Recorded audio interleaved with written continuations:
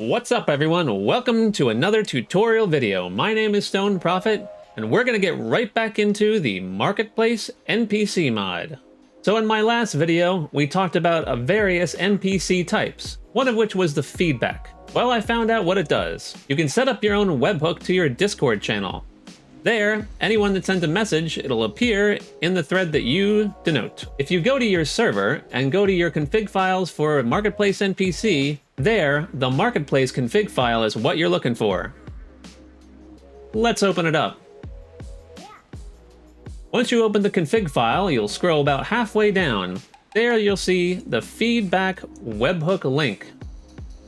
Just go to your Discord channel and generate a webhook for whatever channel you want. And there, paste it in here, save the file, and this is what will happen. Here on my Discord channel, I've set up a testings thread right here. For this very purpose. To set up the webhook, I've gone to Edit Channel, Integrations, Webhooks, and here, I've made a webhook. All you have to do is copy the webhook URL here, go back to your config file and paste it there, just like I did here. Then, you save your file, reload, make sure it's saved on your server. Walk over to it. Hey. Send. And let's see what happened. Here it is on our Discord server. Subject and message. Either way, it's a good way for people playing on a server that you're running to get information to you. Maybe something's buggy. Maybe they're having a problem. Now you may have noticed when I interacted with the NPC, it made a noise. That's another feature we'll be getting to down the road. Real quick, I just wanted to highlight this great mod from the OdinPlus team again, Odin's Kingdom. It comes with a whole bunch of really cool castle and furniture pieces. They're the ones that help produce the Clutter mod, and this mod is a close second in my opinion. Not only does it include a whole bunch of new pieces for building, but a lot of decoration pieces as well. Everything you see right here is done with that mod. It comes with ladders, some new chests, a whole slew of new building pieces, and a whole bunch of nice decoration pieces and furniture pieces. So now that you know what the feedback NPC really does, let's move on. There we go. Ah. I'm a genius. Not really. So the next NPC on our list is the banker. Let's go take a look. The banker's right here in the middle with the little money symbol above it. If we go to the guide page, we can see that in the description, it says, Banker is an NPC that allows you to deposit, withdraw items into the bank.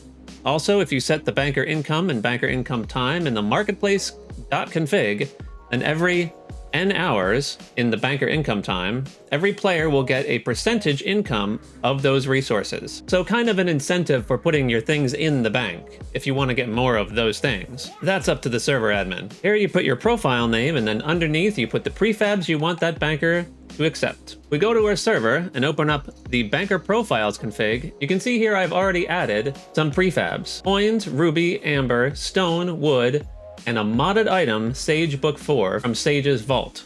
Basically, the banker is a giant chest. You can hold items that the server admin decides. Here you can see is the interface. Here you can see what's in my inventory. I have 284 coins, so if I want to stash 200 of them, because I want to keep some in my pocket for spending money, then you just push the plus sign, and there they go. Here you can see I have one Sage book in my inventory. Just type the quantity 1, and there it goes. Let's check my inventory to make sure it worked. Yep, there's my remaining coins, and, well, I just encountered a small bug that if I put a modded item in for the banker to accept, it seems like it's duplicating it in the bank every time I add it, and not taking it out of my inventory. Interesting. There it is. Sage Book 4. Let's try a different modded item from a different mod. The Vengeance Axe. Go to my banker profile. Now it should be able to accept that modded item. I'm gonna save it. Save it on my server. Okay. In my inventory. I'm gonna go to the banker. There it is. I'm gonna add one. Is it out of my inventory? No, it is not.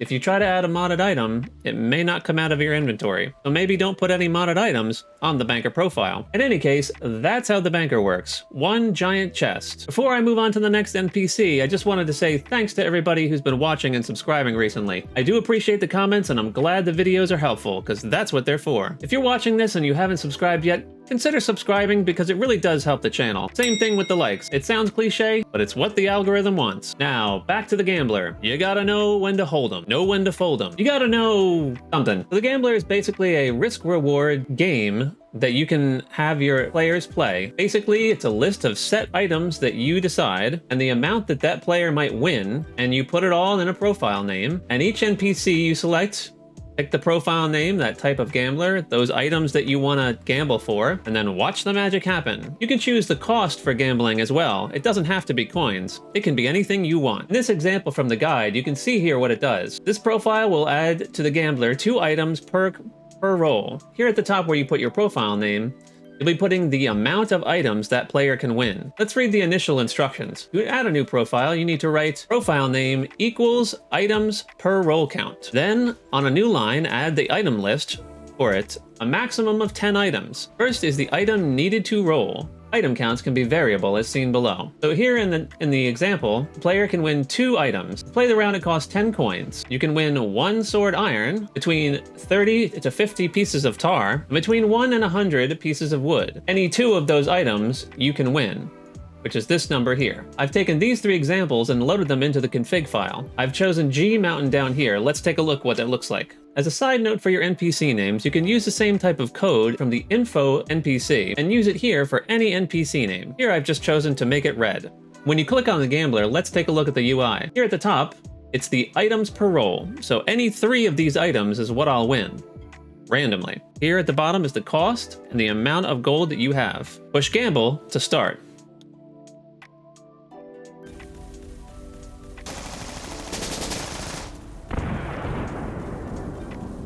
So now, I choose 3 of the boxes. I won 50 obsidian arrows. Let's click another one. I won 50 poison arrows. Arrowpalooza. Ah, a pair of Fenris leggings. Fantastic. Here it shows the other items I could have won. You can keep playing as long as you have enough coins, or whatever prefab you decide to use that it costs to gamble. And that's basically the gambler. You can set up any number of profiles anywhere on your map. Now I know quests is next on the list here, but I'm going to leave that for the last video. It has a lot more options than many of the other NPCs here, and it will need a little bit more time to go over those features. If we go to our guide online, it's called the Buffer there. I believe that was the previous name before it got switched to the Enchanter. Reading from the guide, the Buffer, or Enchanter, is a placeable NPC that can be set in the world with pre-configured buffs that can be temporarily enabled on the player items. When a player interacts with the NPC, they can choose from what type of buff they want and on what inventory item that buff gets placed. Basically, it's much like some of the other NPCs, and that the file will need a profile name and then the options underneath. So if you take a look at your server files in the folder, you'll see that there are 2 different files. One is the buffer database, and the other is the profiles. First off, the database. Here, the mod author has given us a couple of examples to work from. Very convenient. Down here are all the possible modifiers that the buffer can use on the player. So up here we can see that first is the name, then the length of time in seconds that you want the buff to last, then the buff icon, and that could be any prefab. The cost, the prefab that you want it to use to pay, usually coins, and then the amount. Underneath that are the buff modifiers that are separated by a comma and then a space, and then the buff visual effects that you want to happen when the buff activates, or while it's going. And then you can include it in its own group if you have a lot of buffs to deal with. You can see I've got these 2 buffs down here at the bottom, one called speed, the other called run. Now if we go to our other file, in buffer profiles, you can see I have tester1 as my profile name, and speed and run as the 2 buffs I'm including in this profile. Now if we go back to our game and we change this to tester1, push OK, and there you go. So you can see there's the tankard icon, swiftness was the name, it lasts 10 seconds, and it increases my movement speed by 1.5. Costs 5 coins. Down here, running increase, Duration 10 seconds. This increases my stamina regen ×2 and my movement speed ×2. I used a modded prefab as the item here, so you can use any prefab. And there, the God Explosion, and woo, look at me go.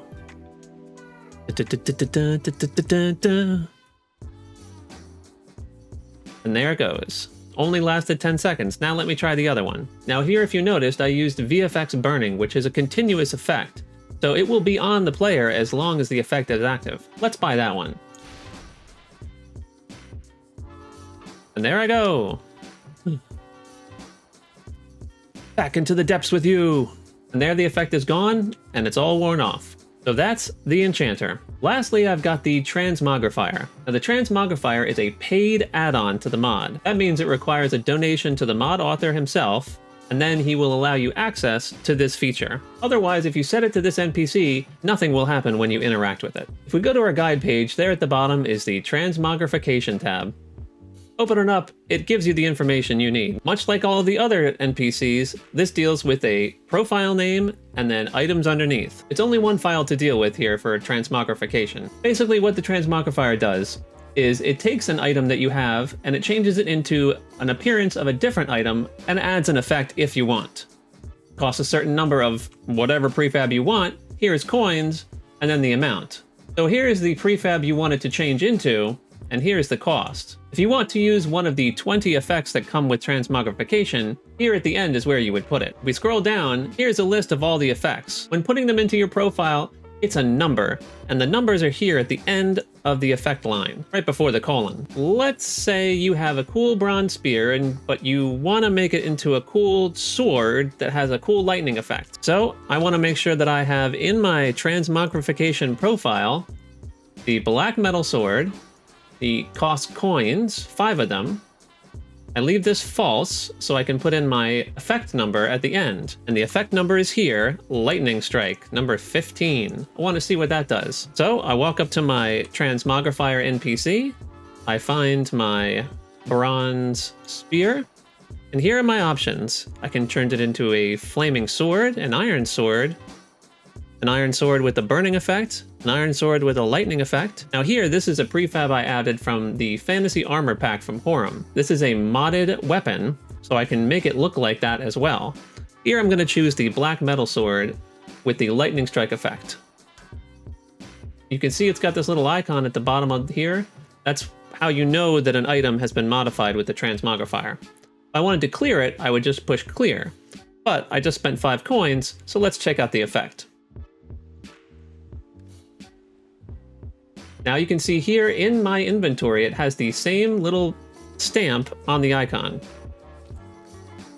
Oh, pretty cool.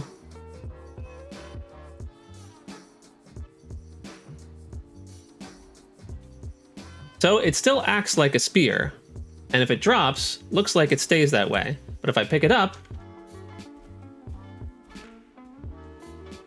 so the animations stay the same as whatever weapon you put it on.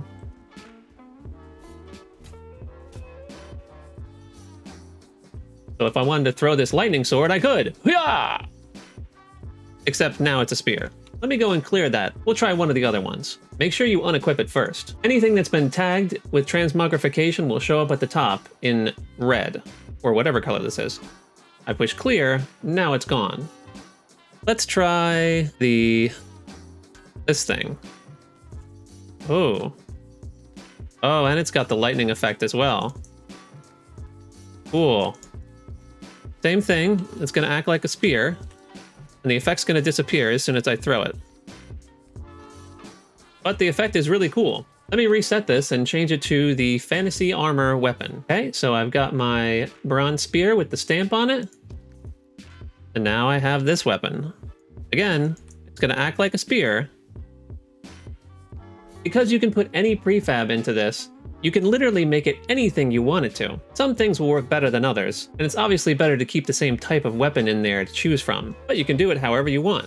All in all, there are a lot of options, and there are a lot of ways to use this NPC. It is a lot of fun to change the appearance of your weapons, and it's a nice tool to have for others on your server. The Transmogrifier NPC add-on costs a $20 donation to the mod dev. The next episode, we're going to be covering the territory system and the quest system, so definitely stay tuned because those ones are going to be big. Again, thanks for your support, and I'll see you in the next one.